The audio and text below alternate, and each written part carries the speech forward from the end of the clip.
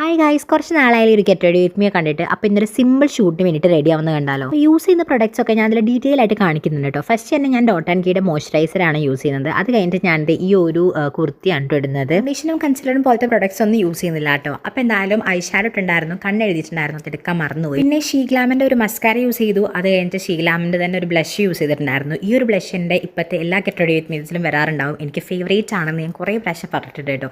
അപ്പോൾ എന്തായാലും ബ്ലഷ് ഇട്ട് കഴിഞ്ഞിട്ട് ഞാനിതേ പിന്നെ ഒരു സ്ട്രോപ്പ് ക്രീം നൈബയുടെ യൂസ് ചെയ്യുന്നുണ്ട്. അപ്പോൾ ഫേസിൽ ഏകദേശം എല്ലാം സെറ്റ് ആയിട്ടുണ്ട്. ഇനി നമുക്ക് നേരെ ലിപ്പിലേക്ക് വരാം. ഞാൻ ഓൾറെഡി ഒരു ലിപ്പ് മാസ്ക് അപ്ലൈ ചെയ്തിട്ടുണ്ടായിരുന്നു. അത് കഴിഞ്ഞിട്ട് ഞാൻ ഇതേ ഫേസസ് കാനഡയുടെ ലിപ്സ്റ്റിക് ആണ് യൂസ് ചെയ്യുന്നത്. ഈ ഒരു ഷെയ്ഡും എനിക്ക് ഇഷ്ടമാണ്. അതുപോലെ തന്നെ ഇത് നല്ല അത്യാവശ്യം ലോങ് ലാസ്റ്റിംഗ് ആണെന്ന് എനിക്ക് തോന്നിയിട്ടുണ്ട് കേട്ടോ. അപ്പോൾ എന്തായാലും നമ്മൾ ലിപ്സ്റ്റിക് ഒക്കെ ഇട്ട് കഴിഞ്ഞ് നമുക്ക് നേരെ ഹെയറിലേക്ക് കിടക്കാം. ഇന്നാണെങ്കിൽ ഒരു ബാഡ് ഹെയർ ഡേ എന്നൊക്കെ പറയാം. കാരണം എന്താ വെച്ചാൽ ഇന്ന് സെറ്റ് ആക്കിയിട്ട് സെറ്റ് ആവാത്ത പോലെയായിരുന്നു കേട്ടോ എൻ്റെ ഹെയർ കിടക്കുന്നുണ്ടായിരുന്നത്. പിന്നെ ഞാനിതേ ഒരു പൊട്ടും കൂടി വെച്ച് കൊടുത്തു. പിന്നെ ഈ ഒരു ഇയറിംഗ്സ് അമുജീഷിനെയാണ് എനിക്ക് നല്ല ഇഷ്ടപ്പെട്ടിട്ടുണ്ടായിരുന്നു. പിന്നെ ഇതേ ചുവപ്പ് കുപ്പിവെള്ളം കൂടി ഇട്ടുണ്ടായിരുന്നു കേട്ടോ. അങ്ങനെ ലാസ്റ്റ് ഞാൻ ഏതോ ഒരു ഹെയർ സ്റ്റൈലിലേക്കും കൂടി എത്തിയിട്ടുണ്ട് കേട്ടോ. പിന്നെ ഞാനൊരു വൈറ്റ് ഷോളും കൂടി ഇതിലൊന്ന് വെച്ച് നോക്കിയിട്ടുണ്ടായിരുന്നു. അത് കഴിഞ്ഞപ്പോഴേക്കും എൻ്റെ ലുക്ക് കംപ്ലീറ്റ് ആക്കി. എങ്ങനെയുണ്ടെന്ന് പറയണേ.